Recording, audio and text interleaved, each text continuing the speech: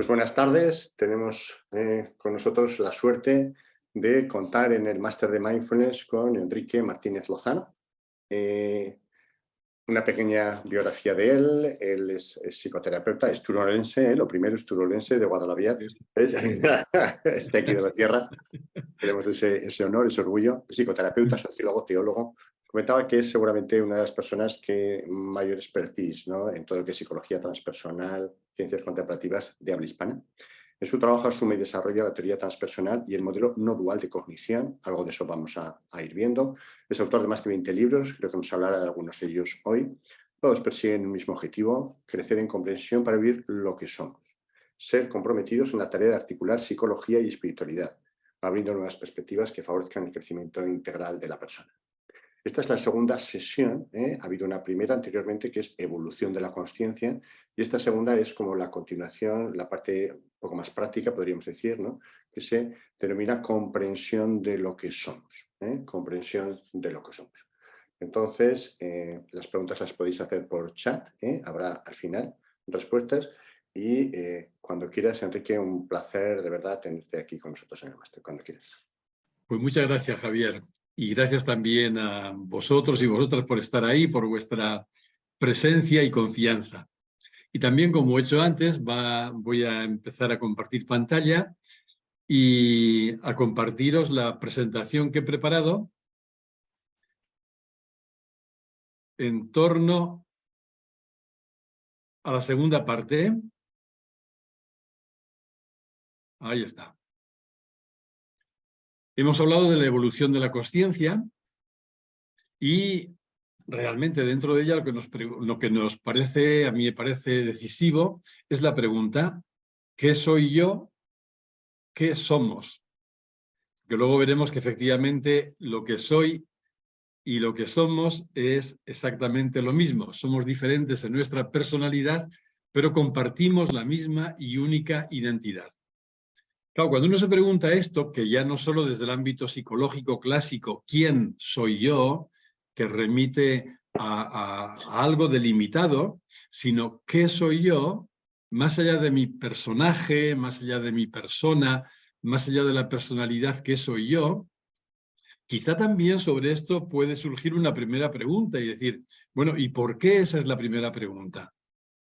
Sabéis que los grandes sabios, sobre todo estoy pensando en Ramana Maharshi, Nisargadatta, en el siglo XX, ellos decían que todo el proceso de sabiduría se iniciaba con esta pregunta: ¿qué soy yo?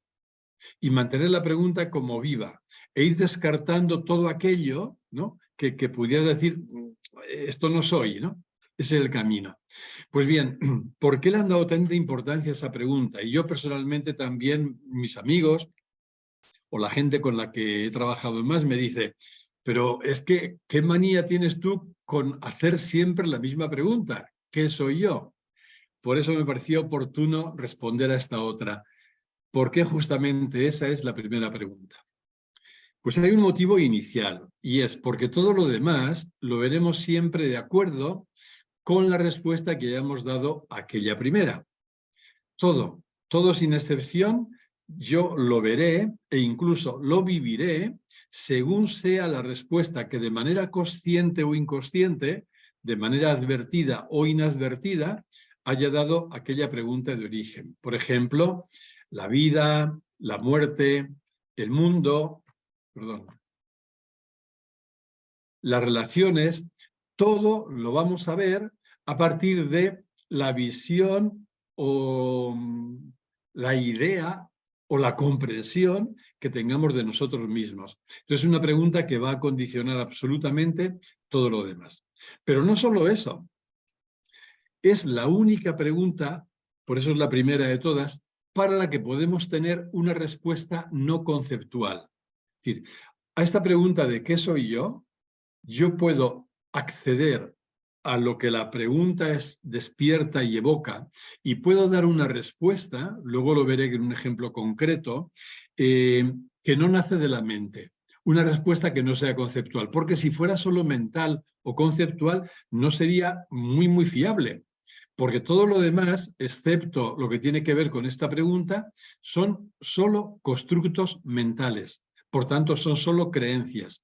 ¿Y qué autoridad le puedo yo dar a una creencia o algo que ha construido mi mente cuando, como decíamos en el encuentro anterior, la mente es una herramienta tan limitada y tiene también como un horizonte tan estrecho a la hora de responder a esa pregunta de quién soy yo? Ella me da una respuesta mental, es decir, un mapa cuya validez es muy, muy mínima. En todo caso, esta es la respuesta de la mente.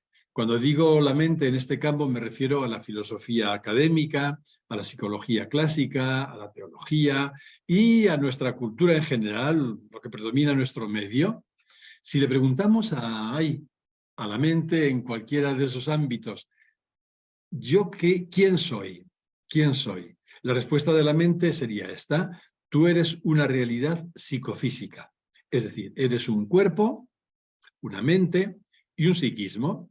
Y aquí la mente se siente cómoda y está a gusto porque ha definido lo que soy como un objeto. Un objeto es una suma de cuerpo, mente, psiquismo. A esa suma le llamamos yo. Entonces soy una realidad, según la mente, psicofísica y no tiene más problema. Hasta ahí bien. Esa creencia, ya os dais cuenta, nos lleva a poner nuestra identidad en los pensamientos. Es decir, en cierto modo hemos hecho del pensamiento nuestro carnet de identidad. Y esto, claro, desde chiquitines es lo que hemos aprendido, lo que nos han enseñado, lo que hemos recibido, lo que se nos ha ido grabando. Y enseguida nos hemos identificado con nuestro cuerpo, con nuestra mente, con el mundo de nuestros sentimientos y emociones. Y todo esto convalidado o reforzado por lo que recibíamos de la gente importante para nosotros en nuestra infancia, ¿no? Entonces, hemos terminado identificando lo que somos con lo que pensamos que somos. Nos hemos quedado, por tanto, y esto es el origen de mucho lío y de mucho sufrimiento, nos hemos quedado en una identidad pensada. Ahora bien, ¿realmente somos el yo que pensamos o creemos ser? A mí, a lo largo de mi proceso personal, me ha gustado mucho hacerme preguntas que me pudieran, en cierto modo, descolocar. No solo por el gusto de descolocar, sino por abrir el horizonte a una verdad quizás mayor. Entonces, una pregunta que me ha acompañado mucho a lo largo de mi historia ha sido esta: ¿y si las cosas no fueran como me han contado? ¿Y si yo, en lugar de creerme lo que me han dicho, por mí mismo, qué podría decir? En definitiva, os dais cuenta, este tipo de preguntas son una invitación a la autoindagación. Y este camino me parece fundamental. ¿Vale? El sentido común me dice que para qué doy vueltas a esto, que yo soy lo que mi mente me dice que soy, y ya está, ¿no? ¿Para qué dar más vueltas, ¿no? ¿Para qué perder el tiempo incluso? Pero aquí surge la pregunta: ¿y si las cosas no fueran como las he pensado siempre? ¿Y si las cosas no fueran como me las han contado? Por tanto, ¿yo soy el yo que mi mente piensa o realmente soy otra cosa? Cuando nos reducimos a lo que la mente piensa de nosotros, solemos definirnos a través de diferentes contenidos o el contenido de nuestra consciencia, y entonces nos definimos por lo que percibimos, por lo que experimentamos, por lo que pensamos, por lo que sentimos, por lo que nos sucede. Y así nos encontramos, bueno, ¿yo quién soy? Wow, yo soy uno que está contento cuando las cosas le van bien, o yo soy uno que se viene abajo cuando las cosas lo frustran o la realidad no acontece tal como yo esperaba, etcétera, etcétera. Fácilmente nos reducimos a eso, ¿no? A todo lo que yo vivo, experimento, pienso, siento, a lo que me sucede. En definitiva, eso nos lleva, aunque no nos demos cuenta, a terminar perdidos en los objetos. Yo me pierdo al identificarme con mi mente, al identificarme con mis pensamientos, con mis sentimientos, al identificarme con las circunstancias que me ocurren. Por tanto, lo que creo ser es solo una identidad pensada, lo que mi mente piensa que soy. Eso es lo que creo ser y que durante muchos años me lo he podido creer a pie juntillas. Pero la pregunta, ¿realmente soy eso? ¿Realmente soy lo que mi mente piensa? O mi mente es tan limitada que, porque no tiene otros medios, me da una respuesta errónea. Pensad, por ejemplo, lo que han sido o lo que fueron históricamente en la humanidad evidencias incontestables. Por ejemplo, que la Tierra era plana, que el Sol giraba en torno a la Tierra, el geocentrismo, o incluso otra creencia que todavía muchísima gente da por válida, ¿no? La realidad, la materia, es totalmente sólida. Como sabemos hoy que más de un 99% todo lo que llamamos materia es puro vacío, ¿no? Es decir, hemos vivido los humanos siguiendo algunas creencias que tomábamos como evidencias y por tanto incuestionables. Hasta que hubo alguien, seguramente en el proceso de evolución de la consciencia ahí se hizo una luz, que se preguntó lo mismo. ¿Y si las cosas no fueran como las hemos visto siempre? Por tanto, ¿qué soy yo antes de pensarme? Antes de poner mi identidad en mis pensamientos, antes del yo pensado, porque sería muy triste que me pasara toda la existencia identificado con un yo pensado. Un yo pensado no da razón de lo que soy, un yo pensado me mantiene lejos de mí, ¿no? Por otra parte, también me puedo preguntar, ¿y qué soy yo más allá de lo que me han enseñado que soy? Si lo que pienso ser dará como resultado un yo pensado, lo que me han enseñado que soy da como resultado un yo social, ¿no? Esto cuando se estudia en psicología todo el fenómeno de la sombra tiene mucho contenido. El yo social es la imagen que yo quiero dar y que responde a lo que me han enseñado que soy. Más allá de lo yo pensado, más allá del yo social, de entrada nos encontramos con una afirmación de la sabiduría perenne. Llamamos sabiduría perenne a estas grandes intuiciones que se hallan presentes en todas las grandes tradiciones sapienciales de la humanidad, de un contorno geográfico y de otro, de un tiempo y de otro, y curiosamente hay aquí una intuición que se repite en todas ellas y cuyo núcleo podría expresarse de este modo. En nosotros hay algo más que cuerpo, mente y emociones. Aquí se nos abre, por tanto, una puerta de entrada. No es ninguna creencia. Ojo, en el camino espiritual no hay absolutamente ninguna creencia porque no tienes que asumir, aceptar nada que tú mismo no hayas podido verificar o experimentar. Entonces, esto no es una creencia, pero sí que es una invitación a indagar. En mí hay algo más que cuerpo, hay algo más que mente, hay algo más que emociones. Antes de pensarme, por tanto, antes de creer lo que me han dicho, ¿qué es lo que soy realmente? ¿Qué soy? Y aquí viene una primera respuesta que a mí me resulta muy gráfica y muy orientativa. La primera respuesta a la pregunta ¿qué soy yo? Se podría formular de este modo. Yo no soy nada que pueda observar. Todo lo que decía antes se puede observar es un objeto, es una forma. Pero yo me doy cuenta de que dentro de mí detecto diferentes objetos, mi cuerpo, mi mente, mis emociones, mi psiquismo, como lo quieras llamar, hasta mi propio yo, mi personaje, son objetos, pero hay algo más. Hay algo que observa a estos objetos. Hay algo que es consciente de los objetos. Por eso me parece que esta primera respuesta nos pone en la pista correcta. ¿Qué soy yo más allá de las ideas que tengo sobre mí? No sé qué soy, pero de entrada sé que no soy nada que pueda observar, porque siempre habrá algo que observe. Entonces, me remite a eso que pueda observar. Dicho de otro modo, ¿qué es eso que es consciente de mi cuerpo, de mis pensamientos, de mis sentimientos, de lo que hago, de lo que veo, incluso de mi propio yo, de lo que llamo yo? ¿Qué es eso que es consciente de todo? Y aquí ya la mente se detiene porque esta respuesta que brote de ahí no será una respuesta mental. Hay algo más, y más allá de mi mente también, ¿no?, que es consciente de todo lo que percibo en mí. Pues bien, desde esta primera aproximación, la respuesta a la pregunta ¿qué soy yo? Podría ser esta. Yo soy eso que es consciente del pensamiento y los observa. Dentro de la pobreza o límites del lenguaje se podría expresar de este modo. Lo que yo soy es pura consciencia. No soy algo, objeto o contenido de la consciencia. Soy la consciencia que alberga los contenidos y es consciente de ellos. Todavía se puede decir de otro modo. ¿Qué soy yo? Soy eso que queda cuando la mente calla, cuando la mente se silencia. Eso soy, porque mientras la mente no se silencia, voy a estar solo moviéndome en ideas que la propia mente ha generado o ha elaborado. Entonces me estoy reduciendo a un objeto, porque la mente, todo lo que me diga sobre mí, serán objetos, decía antes, porque la mente no puede salirse del mundo de los objetos. Por tanto, únicamente cuando se silencia la mente, eso que queda, eso me pone en la dirección adecuada para comprender nuestra verdadera identidad. Dicho en forma de pregunta mucho más simple.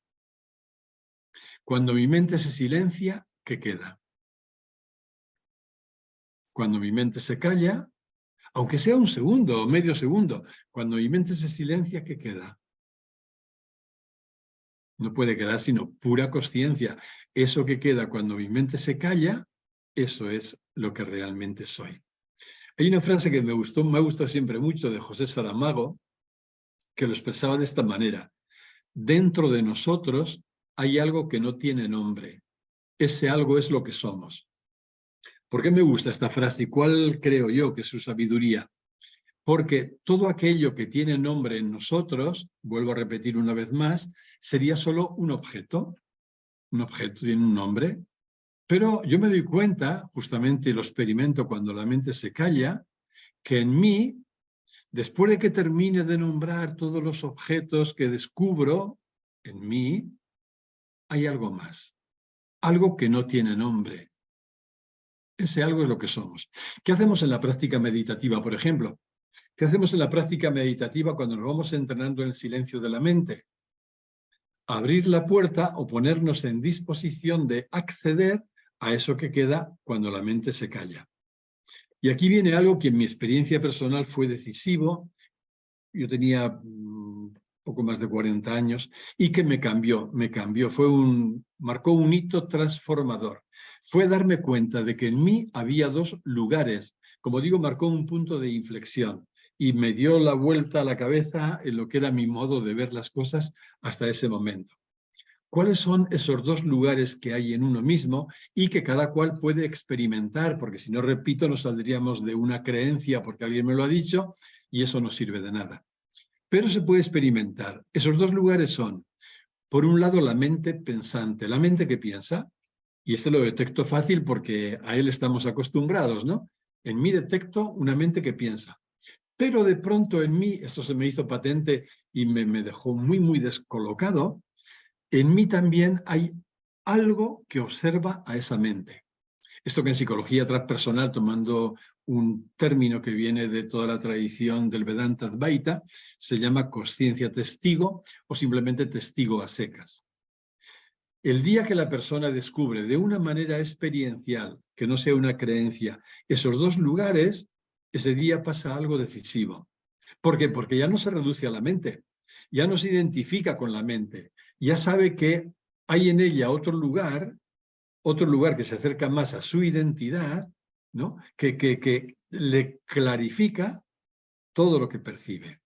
Entonces, el trabajo a partir de aquí sería en nuestra vida cotidiana, ejercitarnos en pasar de la mente al testigo que observa. Solo podemos estar, cuando no estamos dormidos, en uno de estos dos lugares. Entonces, la pregunta es, ¿dónde estoy yo más rato? ¿Yo estoy en la mente, a veces consciente, a veces sin darme cuenta? ¿O puedo ya tomar distancia de la mente y situarme en el testigo? Porque para experimentar este segundo lugar del testigo, solo hay una condición, por eso está al alcance de cualquier persona. La condición es tomar distancia de la mente. Es como si la mente fuera la cabeza como una jaulita, salir fuera de la jaula, salir fuera de la mente y al tomar distancia empezar a ver la mente como un objeto. Repito una vez más, el reconocimiento experiencial en uno mismo de los dos lugares es un momento decisivo en todo este camino. Claro, cuando ya tienes experiencia de esos dos lugares, comprendes que puedes escuchar la voz que parlotea en tu cabeza, pero tú estás en otro lugar. Un lugar que es quietud, ecuanimidad, plenitud incluso. Entonces, yo escucho el parloteo mental, ¿no? Mi mente hablando. Y es verdad. Pero también me doy cuenta de que estoy en otro lugar que no es la mente. Y este otro lugar en el que yo estoy también es un lugar inafectado, es un lugar caracterizado por la quietud o la ecuanimidad. Dicho de un modo más sintético, es una expresión que creo repite Eckhart Tolle. No soy la voz que habla en mi cabeza, soy la presencia consciente que la escucha hablar. Y como veis, nos estamos poniendo ya en camino para tratar de responder a la pregunta ¿qué soy yo? Para comprender lo que somos. Aunque estemos todavía en la parte de negación. Yo no soy la voz que habla en mi cabeza, yo no soy mi mente. Soy eso que la escucha hablar, la presencia consciente que la escucha hablar. Y para comprendernos, antes a raíz de la pregunta de Raquel podíamos ver la diferencia entre personalidad e identidad, entre la pregunta ¿quién soy yo? Y la pregunta ¿qué soy yo? Tenemos que recurrir a una realidad que caracteriza todo lo que es profundo y que es la paradoja. La paradoja para nuestra mente aparece como una contradicción y una contradicción prácticamente irresoluble, porque la mente, la paradoja, al verla como contradicción, dice o es esto o es la otra cosa, pero no puede ser las dos cosas a la vez. Sin embargo, la paradoja es una contradicción solo aparente, de modo que cuando te permites vivir los dos polos, las dos caras de esa paradoja, se te regala como una comprensión mayor. Vamos a verlo con algún ejemplo ahora. Decía que todo lo profundo, todo lo humano lleva el sello de la paradoja. Lo simple, en el más sentido de la palabra, ¿no? Es muy superficial. Hay un físico cuántico, yo creo que era Bohr, Niels Bohr, que decía, en el plano profundo, y él hablaba también del mundo subatómico, del mundo cuántico, en el plano profundo, lo contrario de una verdad profunda puede ser otra verdad profunda. Esto es la paradoja, ¿no? O sea, aquello que parecía una contradicción, pero que las dos partes, aunque parezcan contradictorias, las dos son ciertas. Porque la realidad al final, ¿qué es? Es una suma de opuestos, es una suma de contrarios. Al final la realidad es paradójica por lo mires donde lo mires. Pues bien, en el ser humano la paradoja se plasma, por utilizar dos términos muy familiares, en estos dos, personalidad e identidad. Por un lado tenemos una personalidad, esto le llamamos nuestro yo, y por otro lado está nuestra identidad. Fijaos que he dicho tenemos una personalidad. La personalidad es algo que tengo, que se va desarrollando, que tengo que cuidar, me hago cargo de ella, la gestiono, etcétera. Pero no me reduzco a la personalidad. La identidad es algo infinitamente más amplio o mayor. Voy a poner algunos ejemplos por si esto facilita. Por ejemplo, al hablar de paradoja, el subrayado viene en esta expresión a la vez, porque decir una cosa u otra solamente lo puede entender. Pero es que lo que voy a decir ahora se produce a la vez. Por ejemplo, somos a la vez un ente concreto y somos el ser que se expresa en este ente concreto. Un ente concreto quiere decir, es un lenguaje filosófico, un objeto, un contenido, como quieras.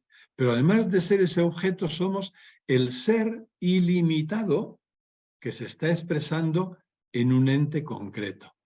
Otra, somos una persona que tiene vida y nuestra mente eso lo lee con facilidad. Pero somos a la vez, somos vida que se está desplegando en esta persona. De modo que, llevando las cosas al extremo, uno podría decir, a ver, al fondo, ¿yo qué soy? ¿Una persona que tiene vida? Eso, en un nivel, es cierto que lo soy. ¿O soy más bien vida que se está desplegando en una persona particular? Otra, somos a la vez una mente consciente y somos la consciencia que está detrás de esa mente y que fluye a través de ella. De nuevo, y las dos cosas a la vez. Yo soy una persona que tiene una mente, puedo decir, yo soy una mente, pero soy sobre todo consciencia que se expresa en esta mente. De otro modo, somos a la vez una forma particular, limitada y vulnerable, y el fondo consciente y lúcido que la acoge. Y repito por enésima vez, eso a la vez. Y eso es la paradoja. Cuando hablamos de forma, decía antes, hablamos de objeto. Entonces yo soy un objeto particular, limitado, muy vulnerable, con un recorrido histórico, con una edad más o menos, ahora la esperanza de vida debe estar en 80 y tantos años. Esta es la forma que nació y que morirá. Pero somos a la vez el fondo. Dijera Saramago, eso que no tiene nombre. Un fondo consciente y lúcido que acoge la forma. Cuando se habla de paradoja, una imagen clásica es la de la moneda. La mente ve una moneda y ve cara y cruz, y los ve como contrarios. De hecho, cuando se echa la moneda al aire para elegir el campo de fútbol, si sale cara es lo contrario de cruz, y uno de los dos gana y el otro pierde. Sin embargo, viendo un poquito más allá de la mente, nos damos cuenta de que la cara y la cruz de la moneda no solo no son contradictorias, sino que son complementarias. De modo, hasta el punto de que si faltara una de las dos, no habría moneda. Esta es la paradoja. La paradoja nos lleva a una verdad mayor porque comprendemos que aquello que parecía contradictorio, en realidad es complementario. Aplicándolo a nosotros, ¿no? Estamos siempre con el trasfondo de la pregunta, ¿qué somos? ¿Qué soy yo? En una cara yo puedo decirme y verme como yo, como alguien. Esta es nuestra dimensión psicológica. Es una cara de mi realidad, o si preferís, de mi paradoja. Y luego está la otra cara. La otra cara puedo decir, anda, yo soy pura consciencia, por tanto nadie entrecomillado, porque no es que niegue la forma, sino porque cuando la mente se silencia, cuando la mente se calla, yo veo que mi identidad es, entre comillas, nada, es nadie. Y esta es nuestra dimensión espiritual. Esto explicaría por qué las personas sabias han hablado tanto de las nadas y de no ser nada, etcétera, etcétera. Pues bien, la primera cara, yo accedo a ella cuando me pienso. Siempre que me pienso, me pensaré como un yo, como alguien, porque mi mente, repito, solo puede pensar así. Y la otra cara, accedemos a ella en el silencio de la mente.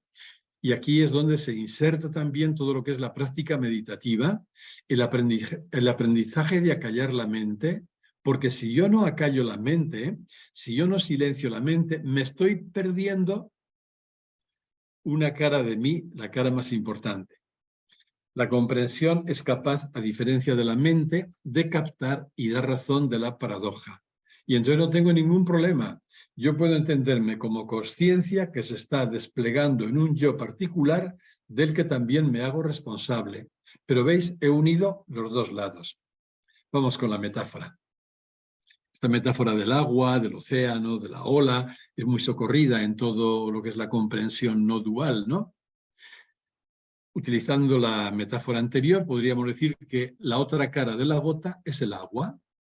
Entonces, una gota podría decir, vale, yo soy una gota particular. Hay cualquier gota que tenéis en la imagen, yo soy una gota particular. Pero si la gota profundizara un día hacia adentro, terminaría diciendo, anda, yo lo que soy es agua.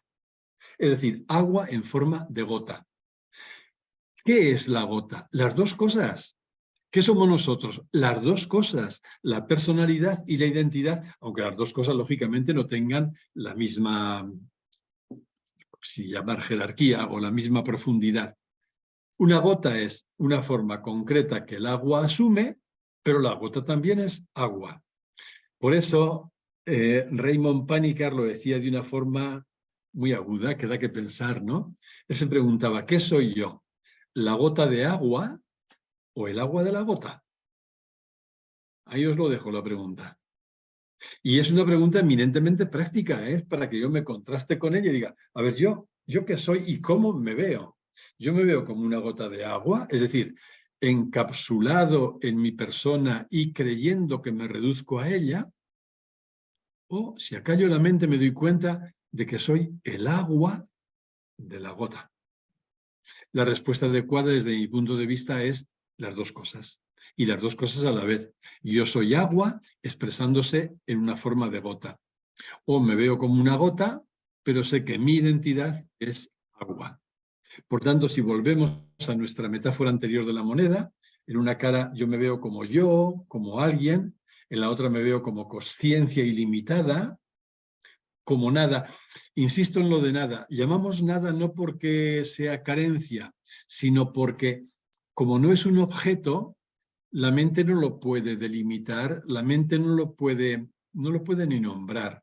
Entonces, para la mente lo que yo soy, cuando no hay pensamiento, es nada.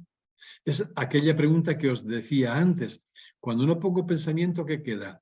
Esto lo podéis hacer la experiencia incluso ahora mismo, ¿no? Si yo no pongo pensamiento, ¿qué queda?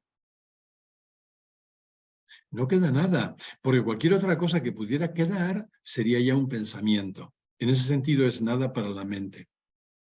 Por eso cuando comprendes que eres nadie, no tienes miedo a perder nada. Tu yo sí, es muy vulnerable, vive gracias a la apropiación, se está aferrando constantemente a todo lo que puede, y cuando tienes una pérdida tienes que elaborar un duelo y bueno, toda una tragedia. Pero cuando comprendes que en tu verdadera identidad eres nadie, ahí no hay miedo a perder nada. Y aquí la pregunta es, ¿por qué vivimos reduciéndonos a una cara? ¿Y por qué nos reducimos tanto? ¿Por qué seguimos manteniendo aquella creencia totalmente errónea, ¿no?, que nos encierra, nos reduce a nuestra personalidad? Dicho lo cual, esto no es ir contra el yo. El yo es una realidad positiva. La mente es una realidad positiva.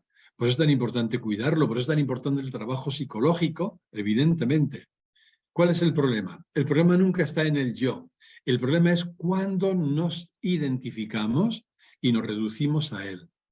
Y es problema porque eso ya nos introduce en la ignorancia y, en consecuencia, en el sufrimiento, ¿no? Cuando yo me reduzco, por utilizar la metáfora anterior, a una cara, entonces me olvido de la otra. Eso es ignorancia y eso me va a hacer sufrir. A esto es a lo que solemos o habitualmente se le llama ego. Entonces el yo es bueno y el ego en este lenguaje, aquí los términos son muy relativos, ¿no? En este lenguaje el ego sería cuando uno se identifica con su yo, con el yo psicológico. Ese es el ego, que es sinónimo de ignorancia y de sufrimiento. Como decía Salvador Paniker, el ego es un invento reciente de la civilización y un día u otro desaparecerá. ¿Por qué desaparecerá? Porque es una construcción mental. El yo seguirá, el yo es un centro psíquico que rige nuestra vida mental, nuestra vida afectiva, ese yo es bueno, pero la identificación con el yo, que es a lo que llamamos ego, eso siempre es consecuencia de nuestra ignorancia, de nuestra rutina. Por tanto, así vamos entrando ya al camino sabio que conduce a la comprensión y, como decía antes, pasa por tomar distancia del yo, que es lo mismo que tomar distancia de la mente, ¿eh?, y ejercitarnos en vivir en el testigo, porque el testigo es el que nos va como abriendo la puerta de nuestra identidad, abriendo la puerta de casa. Carl Jung decía: la primera mitad de la vida está dedicada a formar un ego saludable. La segunda mitad es ir hacia adentro y dejarlo. Ahí me gustaría decir mejor trascenderlo, porque no es que abandonemos nuestro yo, sencillamente lo trascendemos. Pero esto, en mi experiencia personal, también me parece muy, muy cierto, ¿eh? Podemos pasarnos media vida queriendo integrar el yo, sanarlo, armonizarlo, pero antes o después, si no nos despistamos mucho y si no nos quedamos encerrados en alguna nube de ignorancia, antes o después notaremos un movimiento a ir hacia adentro y comprender que somos más que el ego. Por tanto, terminando ya este juego de metáforas, somos la gota de agua y somos a la vez, y más realmente, esto es importante, más realmente el agua que toma forma en cada una de las gotas. La paradoja, ¿eh? Y esto a la vez. Otra metáfora. Somos el globo pero a la vez y más realmente somos el aire que hace ser al globo. Claro, uno lo ve y como nuestra mente, nuestros sentidos solo pueden ver objetos, y aquí objetos tan coloridos, ¿esto qué son? Son globos, claro, un globo verde, un globo azul, un globo morado, muy bien. ¿Pero realmente son globos? El globo es una forma. Lo que esos son es aire, y el aire que hay dentro de cada globo es el mismo que hay en el otro globo vecino, y es el mismo que está fuera de los globos. Por lo tanto, tú pinchas un globo y el plástico este es una forma impermanente, ha nacido y morirá. Sin embargo, el aire queda siempre a salvo, el aire es inafectado. Pues bien, en nuestra realidad somos a la vez el globo, pero realmente, mucho más realmente somos el aire que da lugar a ese globo. Por tanto, igual que el aire en el globo, no eres una persona que tiene consciencia, sino que eres consciencia enfundada en una persona. Esta metáfora a mí me gusta mucho, me parece también muy elocuente. No eres una persona que tiene consciencia o que tiene vida, si lo quiero decir así. Eres la consciencia o la vida que está momentáneamente enfundada en esta persona particular.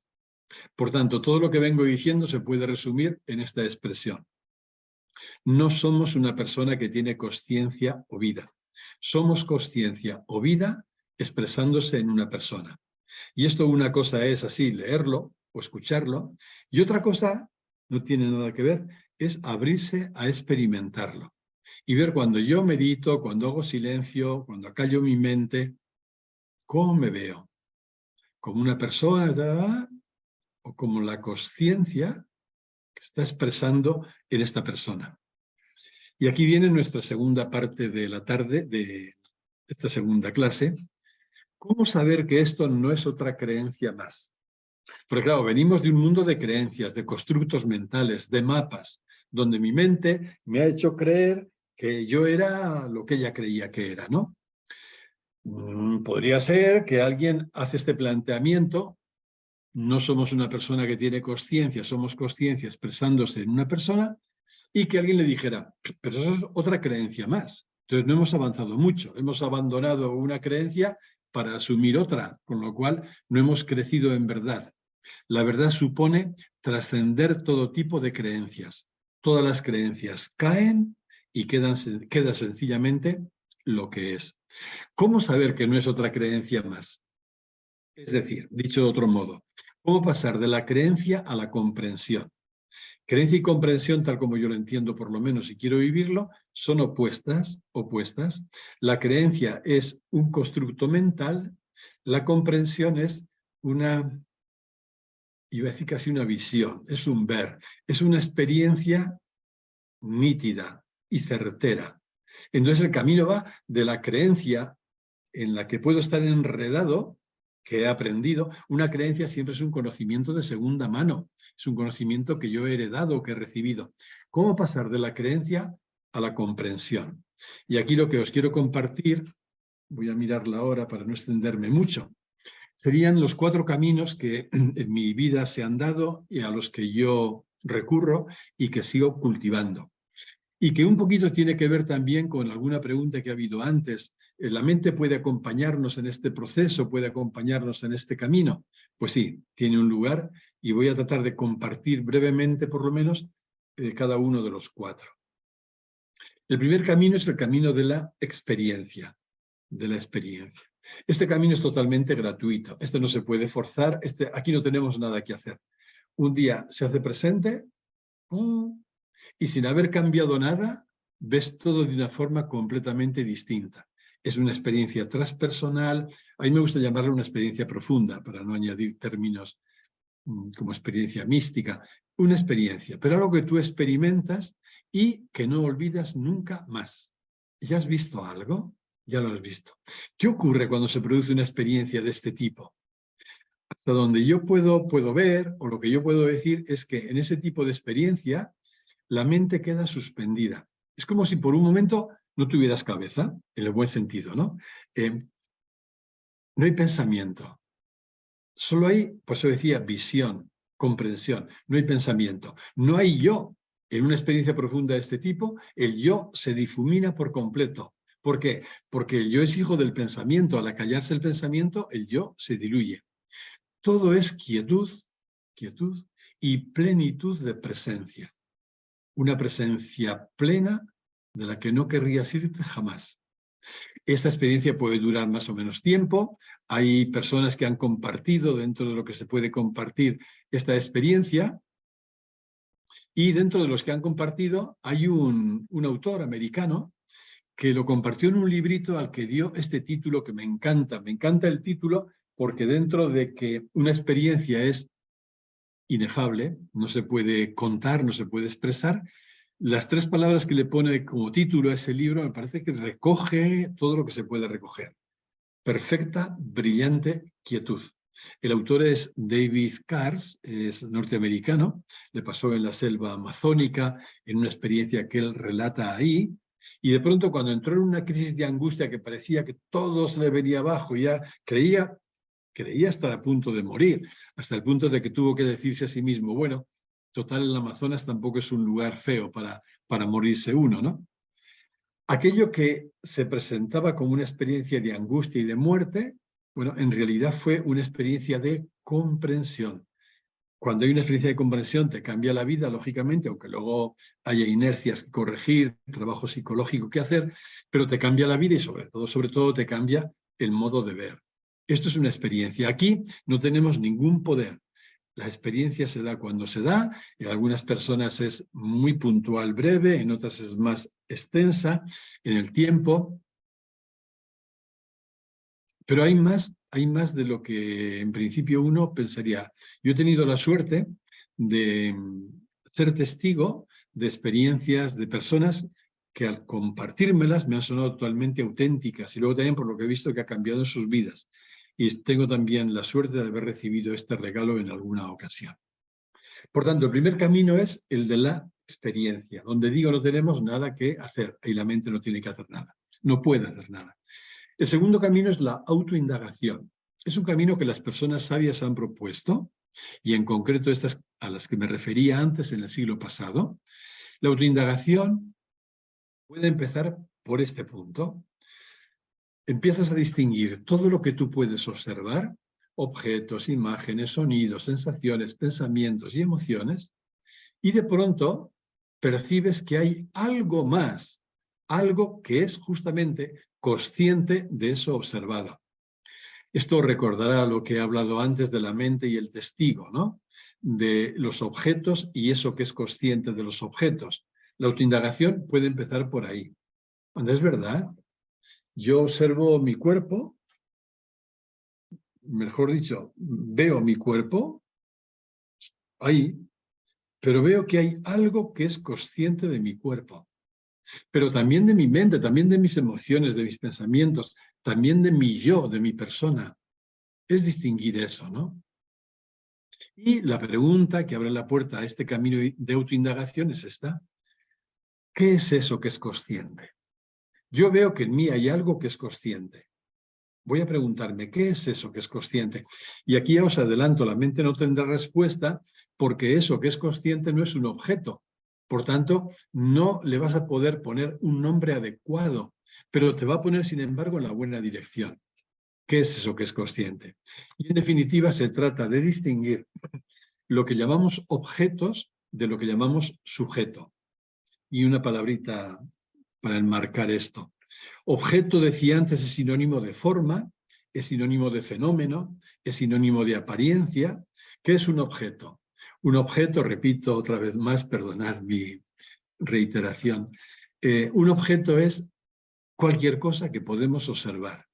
Puede ser material o mental o emocional, puede ser externo o interno, pero todo lo que tú puedes observar es un objeto. ¿Y qué es sujeto? Sujeto es aquello que observa y no puede ser observado. Entonces, ahora indaga, ¿qué hay en mí? ¿Qué objetos percibo en mí? ¿Y qué es en mí eso que observa? ¿Qué es en mí eso que es consciente? No busques ponerle nombre porque es imposible y tampoco interesa el nombre. Lo que interesa es la experiencia. Que tú experimentes que en ti hay sujeto. Y que eso responde justamente a una certeza íntima tuya, la certeza de que tú eres sujeto. No sujeto como aprendimos en la clase de lengua, el sujeto gramatical, o sujeto como el yo pequeñito que dice la psicología. No, tú eres sujeto en el sentido profundo. Por eso no te puedes reducir a un objeto. A lo mejor esto nos lleva a un trabajo como la búsqueda de Wall-E, buscar al sujeto entre tantos objetos. Todo lo que podemos observar son objetos.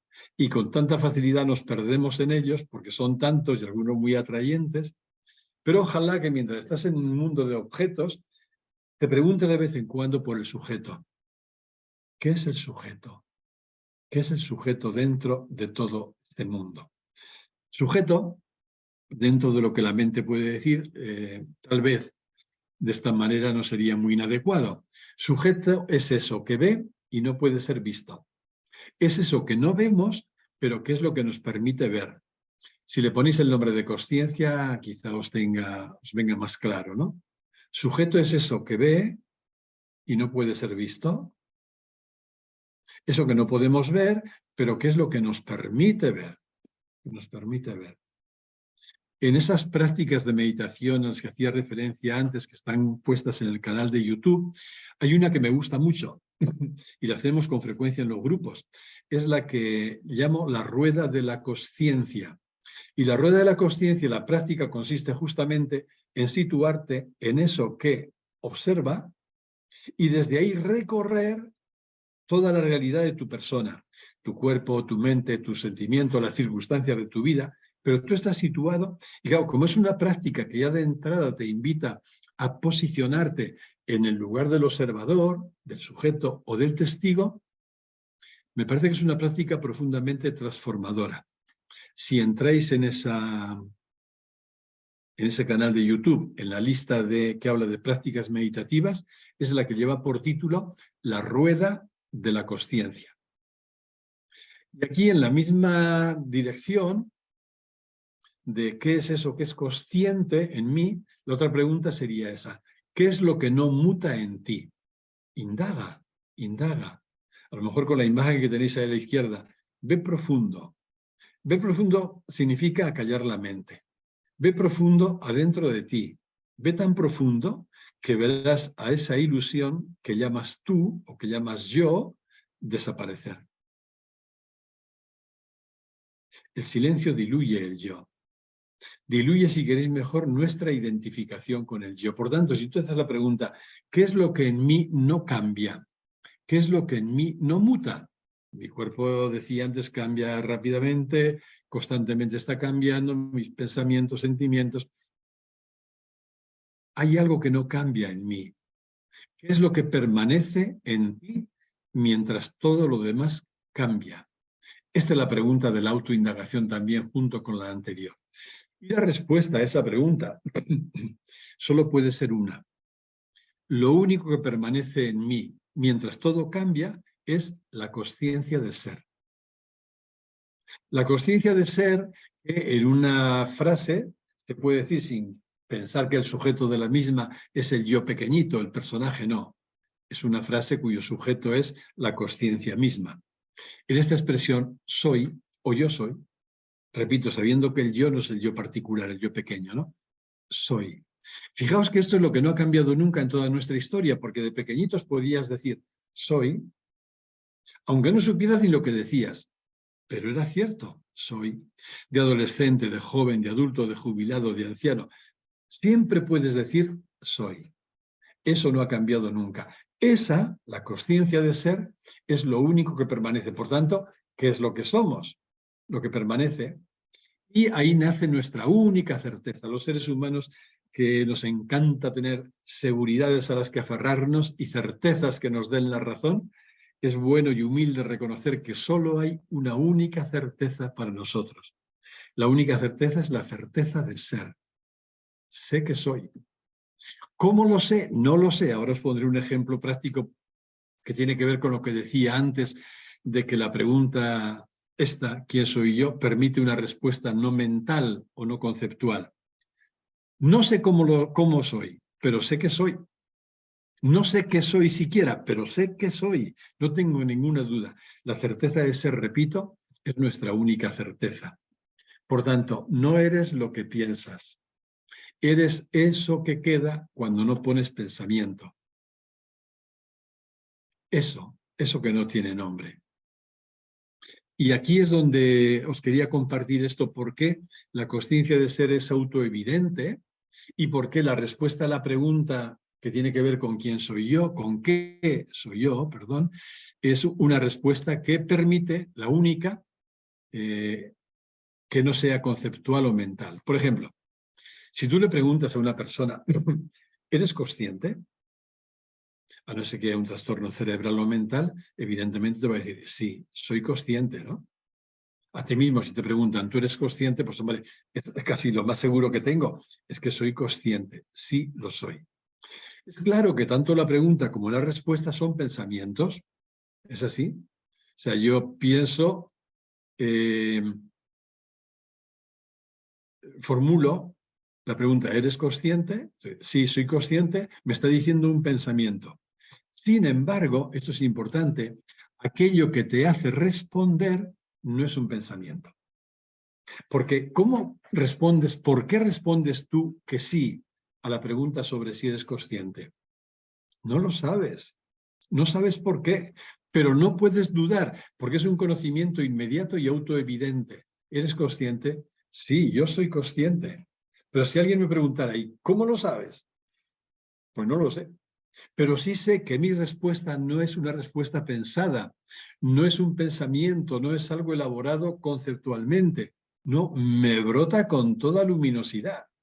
Quiere decir que en nosotros hay como un sentido interno, igual que tenemos los 5 sentidos, nuestro cuerpo, hay un sentido interno que te permite reconocer sin género de dudas que tú eres. Este es el camino de la autoindagación. Hay un tercer camino, que yo eso también lo he practicado mucho, lo sigo practicando y que además te conduce donde te conduce, pero aparte de eso es profundamente liberador. Es el camino de la experimentación. Y esto yo os lo digo en serio, funciona como un experimento en un laboratorio. Tú tienes una hipótesis, a la hipótesis, que de momento solo es eso, hipótesis, la sometes a unas pruebas con determinadas condiciones, las pruebas se repiten, y si siempre te da el mismo resultado, eso es señal de que aquella hipótesis será acertada. Es decir, la hipótesis se convierte en una teoría. Este es el camino de la investigación o de la experimentación en las ciencias. Pero aquí es también el mismo. Y entonces, ¿en qué consiste la experimentación aquí? Pues la pregunta es, en tu vida cotidiana, ¿qué ocurre cuando vives desde el yo? Es decir, identificado con el yo y creyendo que eres el yo. ¿Y qué ocurre cuando vives exactamente lo mismo que te ha sucedido, lo vives en el testigo? Es decir, en la comprensión, o por lo menos en la intuición, de que tú no eres este yo pequeñito particular con el que estabas identificado, sino que tú eres la consciencia, el testigo, la vida. ¿Qué diferencia hay entre en un caso y en otro? Y la propuesta es que lo vivas como un experimento, que no tengas ninguna creencia, que no te creas nada de entrada, que no digas sí a nada hasta que no lo experimentes. Voy a poner un ejemplo. Este tipo de ejemplos es los que yo he vivido muchas veces. Ante una situación o circunstancia que te genera preocupación. Imagínate que recibes una noticia que te descoloca, inesperada y que te trastoca un montón. Si ahí estás identificado con el yo, lo más probable es que te identifiques también con esa preocupación, con su carga de angustia, con todo lo que sea. ¿Por qué? Porque el yo no le queda otra. Si el yo recibe una noticia que lo agita o que lo angustia, para el yo todo lo que existe en ese momento es la agitación y la angustia. Entonces se identifica con ella. Es decir, sin darme cuenta estoy ligando mi suerte a los altibajos del yo. Y según lo que me ocurra, así se sentirá también mi yo. Y en último término me sentiré yo, porque me he identificado con él. Por eso, sin comprensión, no puede haber toma de distancia. Toma de distancia me refiero a lo que me ha ocurrido y toma de distancia del yo que está afectado por lo que ha ocurrido. Cuando no hay comprensión, yo me lo trago aquello y trato de digerirlo del mejor modo que pueda, pero no hay otra salida. Por el contrario, desde la comprensión. Desde la comprensión significa a poco que yo tome distancia del yo, de la mente, y me sitúe en el testigo. Y esto es una práctica que requiere también entrenamiento. Si yo vivo lo mismo situándome en el testigo, puedo detectar que aquí hay alguien preocupado o inquieto o alterado, pero hablando con rigor, ese no soy yo. Yo soy eso, el testigo, que es consciente de él. Yo esto en mi vida cotidiana lo he hecho muchas veces, durante muchos años, y todavía hay ocasiones en que lo hago. Cuando recibo una noticia que me descoloca mucho, ¿no? O algo que afecta mi vulnerabilidad por el motivo que sea. Digo, vale, me siento alterado, angustiado, preocupado y todos los adjetivos que queráis ahí en mi yo. Pero, ¿y si yo me sitúo voluntariamente en la comprensión de que soy vida, de que soy consciencia? ¿Cómo veo eso mismo sin cambiarlo, sin modificarlo? ¿De qué modo lo veo? No tiene color, no tiene color, porque ya lo estoy viendo desde ese lugar en mí que es inafectado. Lo que somos en profundidad se halla siempre a salvo. Entonces me pueden ocurrir un montón de cosas y desgracias objetivas que me pueden doler y hasta me pueden partir el corazón, me pueden hacer llorar y me pueden cambiar la existencia por completo. Todo eso es cierto y tendré que hacerme cargo también de todo ello. Pero si al mismo tiempo puedo vivir lo mismo desde la comprensión de que yo soy otra cosa, de que soy eso que es consciente, la consciencia, la vida, lo que repercute en mí no tiene nada que ver. Es decir, a través de lo experimentado, la comprensión nos conduce a una experiencia liberadora, que consiste en situarnos más allá del yo, más allá de la mente, en el no pensamiento, la mente acallada, para vivir en el testigo, en ese lugar donde todo está bien. Y el cuarto, el último camino, hemos hablado de la experiencia espontánea, de la indagación, de la experimentación, y el último camino es el camino del silencio, que con todo lo que he dicho, pues tendría que quedar claro, ¿no? Es un camino que nos lleva de la mente al testigo, y del testigo todavía a un silencio mayor. Ya no es que yo esté en el testigo observando mi mente, observando mi persona, no. Todo se va acallando y simplemente permanezco en el silencio. Permanecer en el silencio es sumergirse en la sensación de ser. Me encanta esta expresión, solo ser. De modo que para mí meditar es eso, solo ser.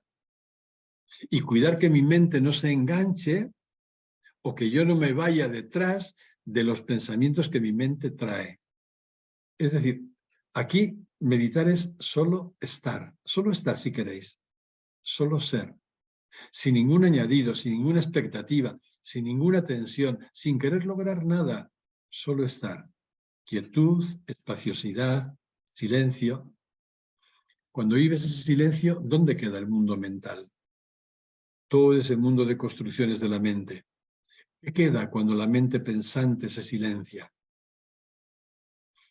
Yo sé, también por mi propia experiencia cuando empezaba, que es arduo el mundo del silencio, porque nuestra mente ahí se aburre y nuestra mente lo que quiere es, bueno, estar con cualquier cosa que la entretenga.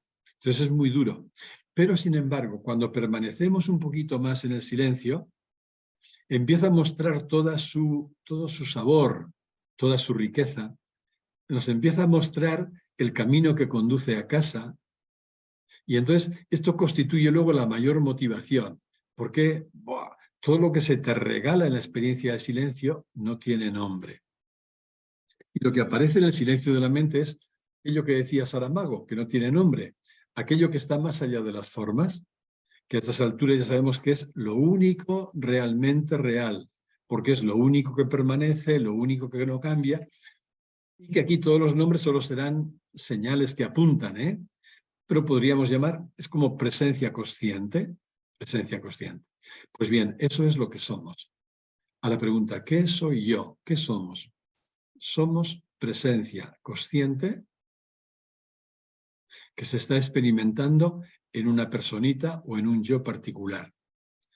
¿Qué somos? Es lo mismo que preguntar por lo que es lo realmente real. Lo realmente real es aquello que es consciente y estable. Y tiene que tener esas dos características. Consciente por un lado porque lo real es eso que es consciente de los objetos. ¿Qué es eso que es consciente? Y por otro lado, estable o permanente, porque lo real, hemos dicho, es aquello que permanece cuando todo cambia. ¿Qué es en mí aquello que no muta, aquello que no cambia, aquello que permanece? Lo que somos siempre será aquello que son dos características que van unidas. Aquello que es consciente y que es permanente. La consciencia permanente de ser. Lo realmente real, y esto conecta con lo que decían los físicos antes, es un campo de consciencia. Un campo de consciencia. Y fuera de la consciencia no existe nada. Decía también en la primera parte, fuera de la consciencia ni siquiera hay experiencia. ¿Por qué tenemos experiencia de algo? ¿Por qué podemos también compartir experiencias? ¿Por qué? Porque hay consciencia. Entonces, la consciencia es la realidad absolutamente primera, absolutamente radical. Es decir, la consciencia es el requisito previo de toda experiencia. Sin ella no habría nada. Por eso no puede existir nada anterior a la consciencia. No puede, no puede. ¿Qué habría antes de la consciencia? Si no habría nada que lo pudiera percibir. Pero solo la consciencia sabe que hay consciencia. Aquí hay una trampa que solemos tener los humanos, también por la inercia que arrastramos, es creer que, bueno, que la consciencia, el sujeto de la consciencia soy yo. No, yo no soy el sujeto de la consciencia. La consciencia es el único sujeto. Por tanto, yo no llego a la comprensión porque yo sea una persona que es muy inteligente y que ha estudiado y que entonces llega a la consciencia. No, no, no, no.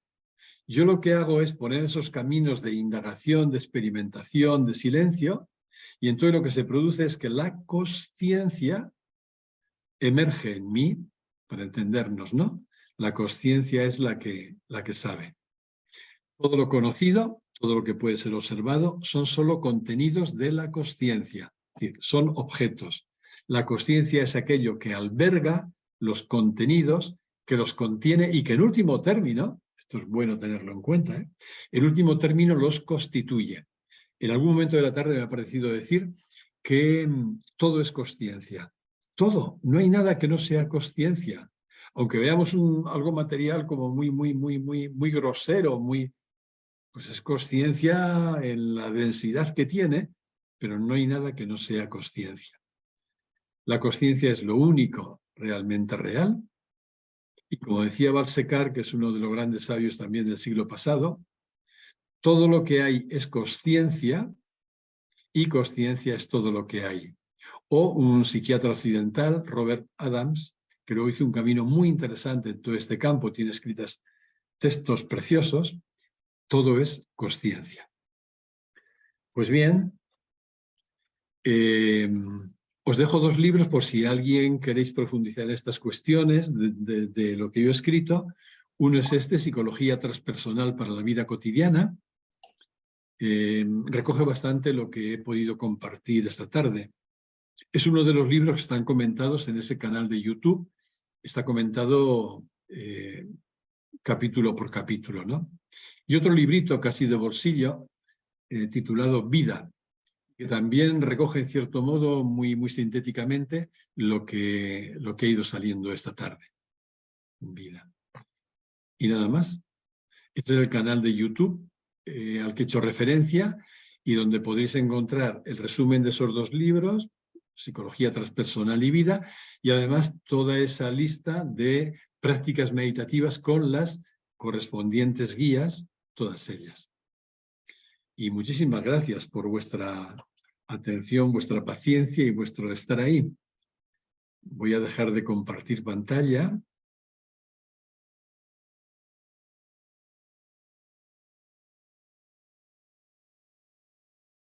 Muy bien, pues muchas gracias, Enrique.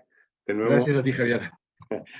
vuelve a haber preguntas que podéis ir haciendo en el chat y vamos a ir pasándole. María Alejandra Escobar pregunta, ¿esa paradoja podría ser la manera en que experimentamos este momento de escucharte desde la dimensión psicológica y a la vez acogerte con completa comprensión de lo que compartes desde la sensación de unidad, es decir, la dimensión espiritual? sin ninguna duda. Y realmente estamos casi siempre activando la paradoja. La pena es que con frecuencia no lo hacemos consciente, no nos enteramos, pero ¿por qué la activamos aún sin darnos cuenta? Porque es lo que somos, es lo que somos. Entonces, en todo lo que expresamos va a aflorar nuestra dimensión psicológica o personal y va a aflorar también nuestra dimensión profunda. Y de pronto escuchas a alguien o estás con una persona y te llama mucho la atención, ¿no? O te conmueve algo que percibes en ella. A lo mejor no le pones ni nombre, pero ¿qué estás percibiendo ahí? Lo que estás percibiendo es su identidad profunda, ¿no? La misma María Alejandra Escobar, un poco más abajo, dice, qué ¿Sí? curioso, en esa diapositiva, en una de las que has presentado, se lee como si dijera, soy consciente de que soy autovidente porque miro hacia adentro y observo y experimento lo que soy. No sé si quieres añadir algo. Sí, sí, en definitiva es, yo soy consciente porque ya he experimentado la distancia entre lo que observo, que repito, puede ser interno o externo, entre lo que observo y eso que observa, eso que es consciente, ¿no? A mí me parece, como decía antes, quizá porque en mi vida esto marcó un antes y un después, para mí es algo tan importante, pero creo que bueno, cualquier persona puede, no sé, hacer la experiencia en ella misma de encontrar de manera experiencial esos dos lugares. En mí está la mente, que esta la identificamos fácil porque venimos de estar casi reducidos a ella, pero poder ver de manera experiencial que en mí hay otra instancia, hay otro lugar que está más allá de la mente. Por lo menos que puede tomar distancia de la mente y observarla. Eso es fundamental, sí. Muy bien. Raquel Sanz Castellar dice, ¿podríamos decir todo en lugar de nada? Sí, esto es otra forma de expresar la paradoja.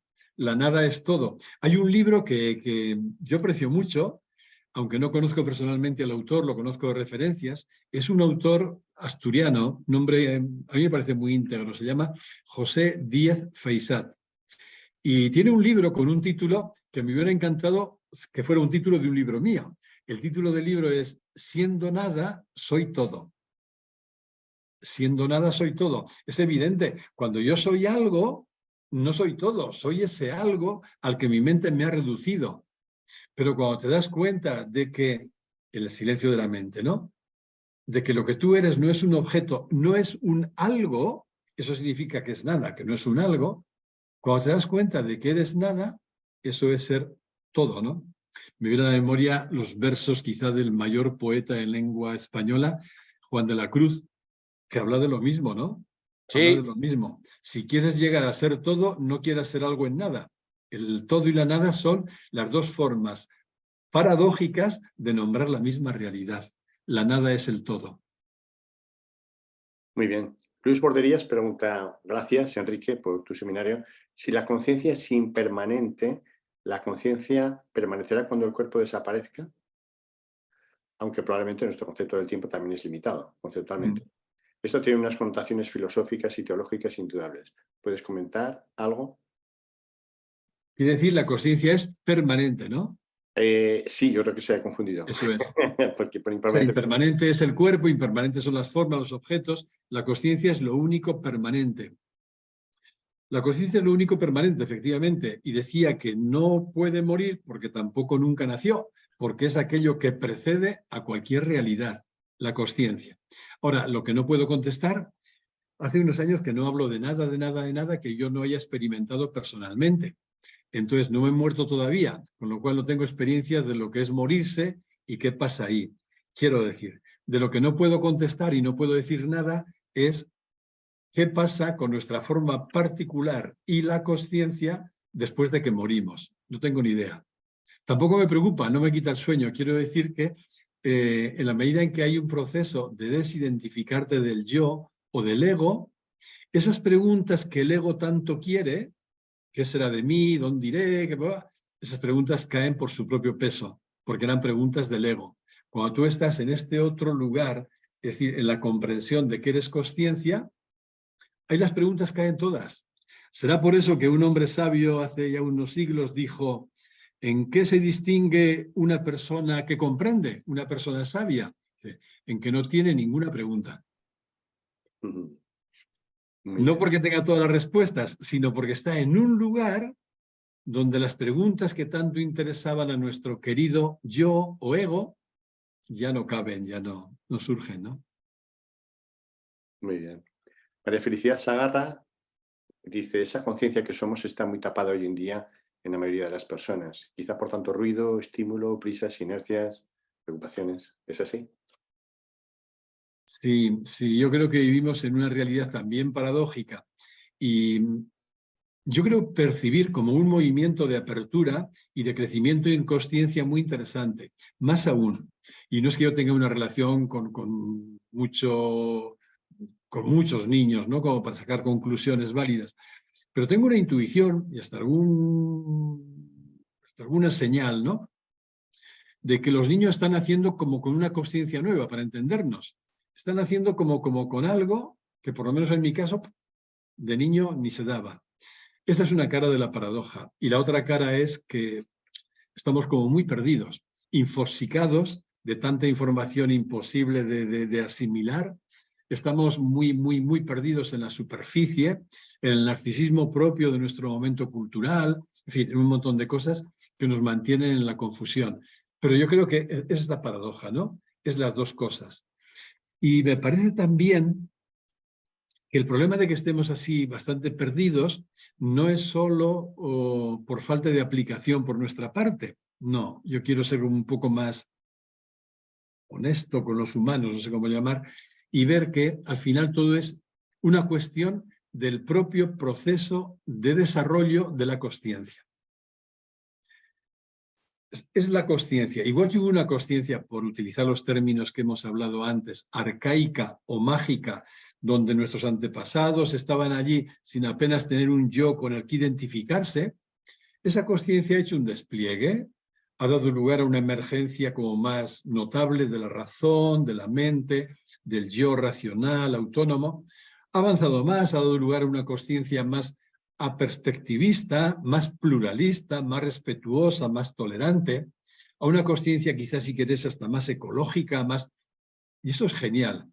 Pues a mí me parece que en ese propio proceso será también la misma consciencia la que vaya desvelando nuestra mirada, ¿no? La que nos vaya quitando filtros mentales en los que estamos todavía reducidos y nos abra a una forma radicalmente nueva de ver, ¿no? Ahí estamos. Muy bien. Dice Javier García Alonso, ¿crees que si los seres humanos creciéramos desde niños en un apego seguro, tendríamos más fácil poder reconocer la conciencia? Sin ninguna duda, sin ninguna duda. He estado trabajando mucho y en ese libro de Psicología Transpersonal también la mitad está casi dedicada a la cuestión del apego, del vínculo infantil.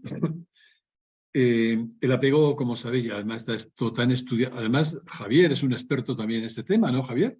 Así Bueno, que algo, sí. algo ya. Yo he leído cosas tuyas sobre ello. Pero estoy acordándome ahora de este Cyrulnik, que es una Sí. autoridad a nivel mundial en la cuestión de resiliencia y del apego infantil. Y él dice, si queremos sociedades más maduras, más empáticas, más colaborativas, todo eso se va a asentar en experiencias de apego seguro en la infancia. Él incluso inventa una palabra, él dice en una segurización del bebé o del niño. ¿Por qué es tan importante? Porque, como Javier sabe bien, ahí se ventila radicalmente lo que sería la integración y la armonía psicológica de la persona. Y si la persona no está integrada o armonizada psicológicamente, va a estar rota por dentro. Y lo que sale de una persona rota, pues ya sabemos lo que es, ¿no? Mucho mal. Así que sí, me parece fundamental el cuidado del apego infantil, el apego seguro. Javier Serrano pregunta, si lo que soy es permanente, inmutable, entonces, ¿qué está fuera del tiempo necesariamente? Ya que todo lo inmerso en el tiempo es mutable Tal cual, e impermanente. Si tal está fuera cual. del tiempo, entonces está fuera de la vida, ya que la vida solo se produce en el tiempo, en el movimiento. Sin embargo, viviendo, estando vivo y siendo consciente, podemos llegar a ser conscientes de que somos consciencia. Bonita paradoja, dice. Sí, y casi un trabalenguas interesante. Totalmente de acuerdo en lo que dices de que todo lo que es temporal, espacio-temporal, es efímero. Son todo objetos y formas, totalmente de acuerdo. Lo que no estaría yo de acuerdo, según lo que entiendas por la palabra vida, es que consciencia solo hay en el tiempo. No. La consciencia trasciende el tiempo, ¿no? La consciencia no conoce límites de tiempo ni tampoco de espacio. La consciencia es lo que es. Y lo que es siempre es lo que es. Y lo que es una plenitud de presencia en este instante. Lo que es no tiene pasado ni futuro, ¿no? Hay algunos textos de personas, bueno, yo no es que le dé mucha credibilidad, de personas que han tenido experiencias cercanas a la muerte y cuando hablan de cómo perciben el tiempo. Y entonces dicen que no, que este tiempo que distinguimos entre pasado, presente y futuro es únicamente, algo que los científicos también saben, una construcción mental. Pero la consciencia es el no tiempo. ¿El no tiempo qué es? La pura presencia, la plenitud de presencia, totalmente siempre fuera del tiempo. Entonces, claro que hay consciencia fuera del tiempo, ¿no? Fuera del tiempo. Dentro del tiempo hay una percepción por nuestra parte de la consciencia, pues dentro de la forma en que la podemos percibir. Pero la consciencia como tal rompe barreras de tiempo y de espacio. Volvemos al tema que yo creo que a los yoes les interesa mucho. Vale, y conmigo, cuando yo salga del tiempo, ¿qué pasará? ¿Qué será de mí cuando yo deje este tiempo y este espacio? Pues no tengo ni idea. Y alguna vez que alguna persona me pregunta esto, digo, mira, yo si quieres, cuando yo me muera, quedamos a tomar un café y te cuento un poco lo que hay por ahí, porque solo entonces podré hablarte de mi experiencia. Pero a mí, en mi caso personal, aquí no me hagáis ni puñetero caso, no hagáis caso en nada, vamos, hasta que no experimentéis. Pero en este punto, cuando alguien me pregunta, ¿qué pasará conmigo después de morir? La pregunta que me brota espontánea a mí, la contrapregunta es, ¿qué pasaba contigo antes de nacer? Es lo mismo, es lo mismo. Después de morir habrá lo que había antes de nacer. Es lo mismo. Eso es un koan, Enrique, ¿no? Eso es un típico ¿Sí? koan, ¿no? ¿Cuál era el rostro, no? ¿Cuál era nuestro rostro antes de nacer, no? Eso es. Muy... María Eva Pérez López dice, ¿y si se ha sufrido un apego inseguro, sería un hándicap para hacerse consciente? Sí. Los seres humanos en nuestra forma psicológica somos tan frágiles, tan vulnerables, tan condicionados. No somos demasiado conscientes de cómo las primeras experiencias de la infancia, en las que no pudimos hacer ninguna otra cosa nada más que lo que hicimos, hasta qué punto moldean nuestro cerebro, ¿no? Hasta qué punto. Y cómo hay determinados circuitos, hay neuronales, que no terminan de fraguarse con las consecuencias que luego eso va a tener en nuestra vida cotidiana, de cara, por ejemplo, a la empatía, a la compasión, a mil cosas, ¿no? Entonces influye un montón. Y a mí me parece que lo único adecuado es, cuando la persona le sea posible, empezar siempre por la aceptación de lo que hemos vivido y de lo que estamos viviendo. La aceptación es la palabra clave, la palabra mágica. Entonces, mi pasado ha podido ser muy duro, he podido tener carencias muy dolorosas. Necesito un trabajo. Yo mismo tuve un trabajo psicoterapéutico con un psicoanalista primero y luego con una psicóloga humanista durante muchos años. Y estoy súper agradecido a todo lo que allí trabajé. Pero bueno, aceptar que hubo las carencias que hubo, que necesito un trabajo psicológico, un trabajo de recomponerme psicológicamente por dentro también, y a partir de esa aceptación, ¿vale? Lo que la vida me va mostrando y ver qué puedo hacer, ¿no? ¿Qué puedo hacer? Pero que condiciona sin ninguna duda, ¿no? Todo aquello que nos ha hecho asumir posturas defensivas o instalarnos en mecanismos de defensa, todo aquello está ahí como barreras que de una forma u otra tendremos que empezar a aprender a soltar, ¿no? En la medida en que sea posible. Javier Serrano, que ya había comentado todo el tema de la consciencia, etcétera, sigue comentando, la consciencia no existe en el tiempo existe en la consciencia. Eso es. Pero solo nuestra experiencia, a través de la vida y del transcurso de nuestro tiempo, somos conscientes de que somos consciencia. Eso es. El tiempo existe en la consciencia, no hay nada que no exista en la consciencia, pero efectivamente en el ser humano se da una cosa muy curiosa. En el ser humano es que la consciencia empieza a ser autoconsciente. Claro, eso tiene su riqueza. sea, en mí la consciencia se hace autoconsciente. Pero ¿qué ocurre cuando no hay una mente? ¿Qué ocurre cuando solo hay consciencia? Es plenitud de consciencia, pero no está este juego dual, ¿no? Dual de algo que es consciente de otra cosa. Eso es dualidad, ¿eh? Que es inevitable en nuestro caso, efectivamente. Pero, por ejemplo, en una experiencia de silencio profundo, o las que he nombrado antes, una experiencia de profunda o transpersonal, como queréis llamar. Ahí solo hay consciencia. Y en la experiencia que a mí se me ha regalado en alguna ocasión, yo no estaba diciendo, fíjate lo que me está pasando, fíjate de lo que me estoy enterando, fíjate de que no. Era solo pura consciencia de ser. Plenitud de consciencia. Nada más. Luego ya sales de allí y la mente empieza a elaborar, ¿no? Y ahí empieza a entrar en juego. Muy bien. Pues no habría más preguntas, ¿eh? Enrique, no sé si quieres añadir algo más. Yo no sé si atreverme a pedirte, pero solo si te apetece, ¿eh? Porque yo creo que estoy leyendo lo que los alumnos del máster querrían. ¿Podríamos hacer una práctica meditativa, aunque fuese muy breve, 5 minutos contigo, o te resulta muy... No, por mí encantado. ¿Te parece? No sabría qué práctica os puede encajar mejor después de todo esto y a estas horas, pero Cualquier cosa que hagas, yo creo que nos encantará. Para nosotros será una experiencia y un honor, ¿no? El poder hacer una práctica, aunque sea cortita, simplemente sí, por conectar con eso. vale. Yo suelo dividir las prácticas que hacemos, me gusta llamarlas psicológicas y meditativas, para no olvidar nuestra paradoja. Las suelo dividir en 3 bloques, que están también ahí en esa lista que menciono del YouTube, que cada una de ellas tiene como un cuidado específico. Hay unas prácticas psicoafectivas, cuyo objetivo es favorecer el cuidado del amor a uno mismo y el amor a los demás. Hay unas prácticas atencionales, propiamente de mindfulness, cuyo objetivo es educar la atención, educar la capacidad de atender. Y hay unas prácticas meditativas que es entrenarnos en el silencio de la mente. Entonces, cada práctica pues tiene unas herramientas y demás. Yo empezaría por la primera, por hacer una práctica afectiva, si os parece, una práctica psicoafectiva, que esta nos viene siempre bien, porque el amor a uno mismo es algo a no descuidar nunca, porque hasta que no aprendemos a amarnos bien a nosotros mismos, aun sin darnos cuenta, mucho me temo que nos viviremos como mendigos del amor. Y esto de mendigar amor es algo bastante patético. ¿Cuándo me doy cuenta de que me estoy empezando a amar? Me doy cuenta de que me empiezo a amar bien, gratuitamente, incondicionalmente, humildemente, cuando soy capaz de darme a mí mismo lo que he estado pidiendo a otros.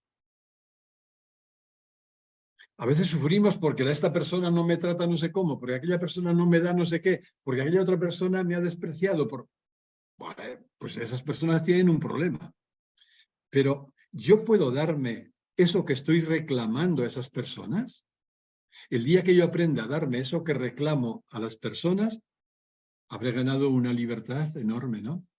En resumen, la práctica que os propongo, pues, es una práctica psicoafectiva en estos pasos.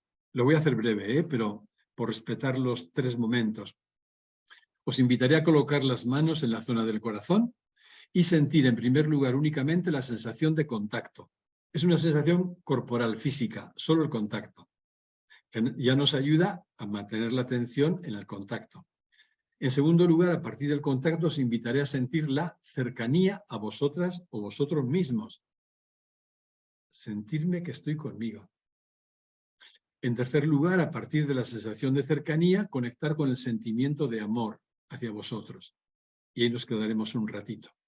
Al hacer esta práctica me acuerdo mucho de una señora de 88 años que vino un día a meditar a un grupo nuestro, y una mujer entrañable. Y en un momento del descanso, porque era un tiempo muy largo, una persona que está a su lado le pregunta, dice, ¿y usted es feliz? Y no os lo perdáis, dice la abuela, dice, yo soy feliz siempre porque siempre estoy conmigo. Estar consigo, eso es, estar con uno mismo. Pues vamos a empezar, si os parece. Podéis empezar llevando la mano o las manos a la zona del corazón.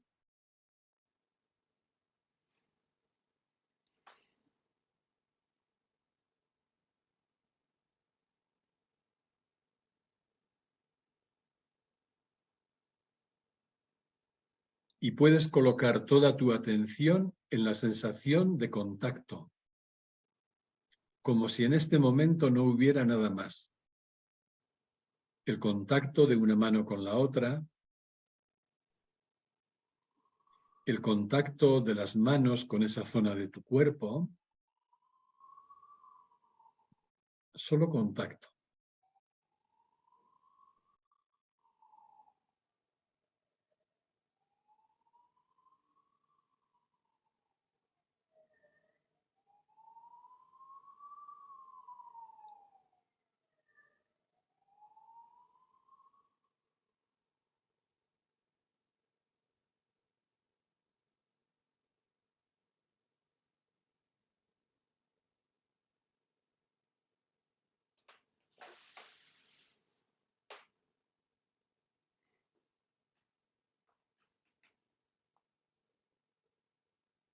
A partir de esa sensación corporal de contacto, puedes favorecer ahora un sentimiento de cercanía hacia ti. Si te ayuda, puedes decirte interiormente: en este momento siento que estoy conmigo. Estoy conmigo.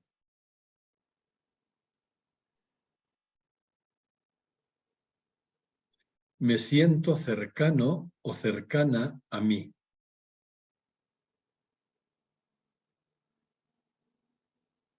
Y cada vez que notes que tu mente se distrae, vuelve la atención al sentimiento de cercanía.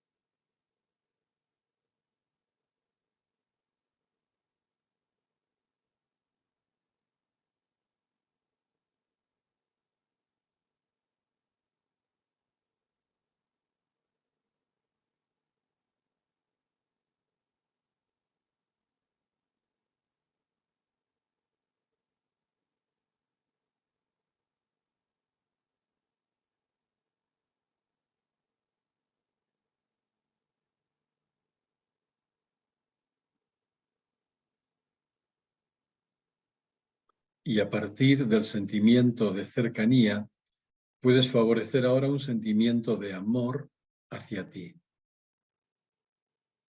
Es conectar con tu capacidad de amar, con el amor que ya conoces que hay en ti, y dirigirlo hacia ti en este momento.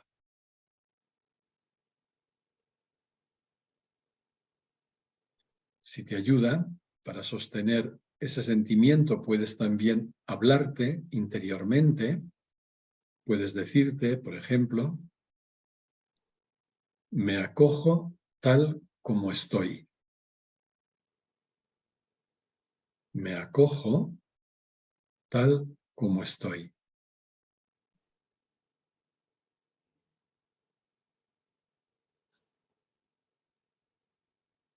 Soy amable conmigo. Soy amable conmigo.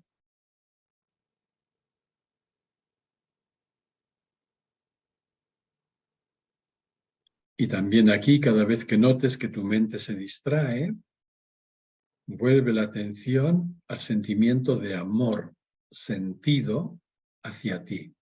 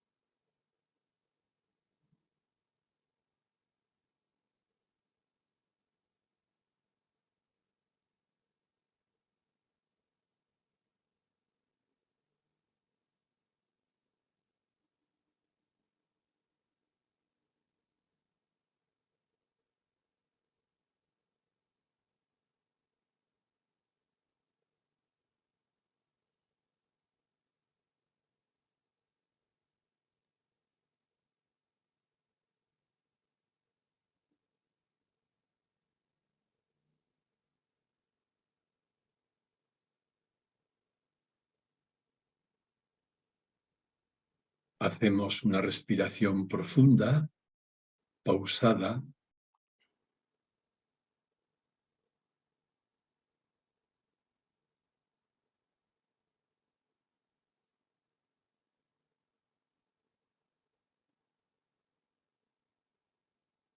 Para poco a poco ir abriendo los ojos, tomar conciencia de lo que nos rodea.